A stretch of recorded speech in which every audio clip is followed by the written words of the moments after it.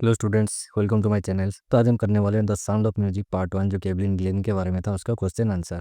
तो चलो thinking about text से शुरू करते हैं। पहला क्वेश्चन बोल रहा है, how old was Evelyn when she went to the Royal Academy of Music. यानी कि एवलिन जब रॉयल एकेडमी ऑफ म्यूजिक को गई थी तो उसको कितने साल हो रहे थे। इसका आंसर में तुम लिखोगे, Evelyn was not even 17 when she went to the Royal Academy of Music. यानी कि एवलिन जब रॉयल एकेडमी ऑफ म्यूजिक को गई थी तो उसको 17 साल भी नहीं हुए थे। Now come to the second question. When was her deafness first noticed? When was it confirmed? यानी कि उसका बहरापन को फर्स्ट कब नोटिस किया गया था और ये कंफर्म कब हुआ था।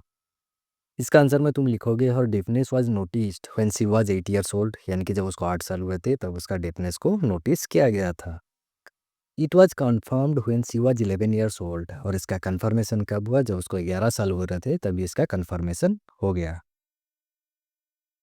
अब आओ answer each of the question in short paragraph, यानी कि 30 और 40 वर्ड्स में आंसर करना है। इसका पहला क्वेश्चन है, who help her to continue with music, what did he do and से।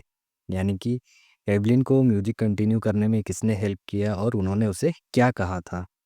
इसका आंसर में तुम लिखोगे, Ron Forbes help her to continue with music. यानी कि रॉन फॉब्स ने एवलिन को म्यूजिक को कंटिन्यू करने के लिए हेल्प किया था। She spotted her potential and said, उन्होंने एवलिन की खूबी को पहचाना और एवलिन से कहा, don't listen through your ears, try to sense it some other way. यानी कि म्यूजिक को अपने कानों से नहीं बल्कि इसको दूसरे तरीके से सुनने की कोशिश करो।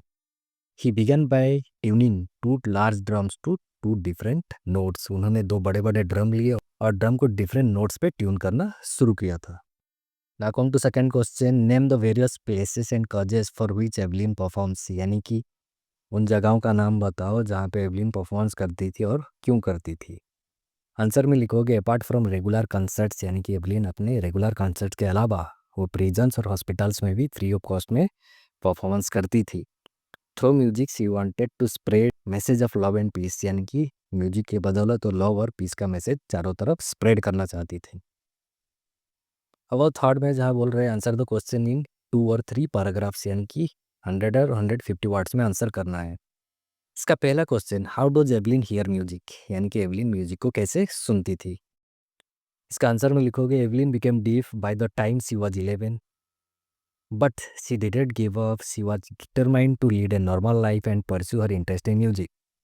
Ron Forbes spotted her potential and asked her not to listen through ears but try to sense it some other way। यानी कि एवलिन 11 साल तक डीफ हो चुकी थी, बहरी हो चुकी थी, फिर भी उन्होंने हौसला नहीं खोया। वो डिटरमाइन होकर रही कि वो एक नॉर्मल ज़िंदगी जिएगी और अपने म्यूजिक के इंटरेस्ट को पूरा करेगी। रॉन फॉब्स, जिन्होंने एवलिन की खूबी को पहचाना और उन्हें कहा कि अपने कानों से नहीं बल्कि म्यूजिक को दूसरे और तरीके से सुनने की कोशिश करो। She realized she could feel the higher drum from the waist up and the lower one from the waist down.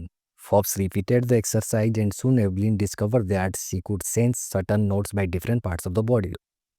She could sense the sound passing of the stick into her fingers on the wooden floor. She used to remove her shoes so that the vibration may pass through her bare feet and up her legs.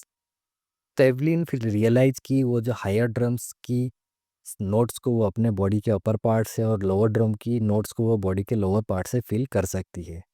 फिर जैसे जैसे Forbes यही exercise को repeat करते गए, फिर Evelyn discover की वो अपने बॉडी के हर एक पार्ट से डिफरेंट डिफरेंट नोट्स को फील कर पा रही है। वो ऐसा हुआ कि अपने फिंगर टिप से भी म्यूजिक को फील करना शुरू कर दी। और वुडन फ्लोर में जब वो परफॉर्मेंस करती थी ना, तो अपने जूते को खोल देती थी ताकि वो वाइब्रेशंस को अपने पैरों से फील कर सके।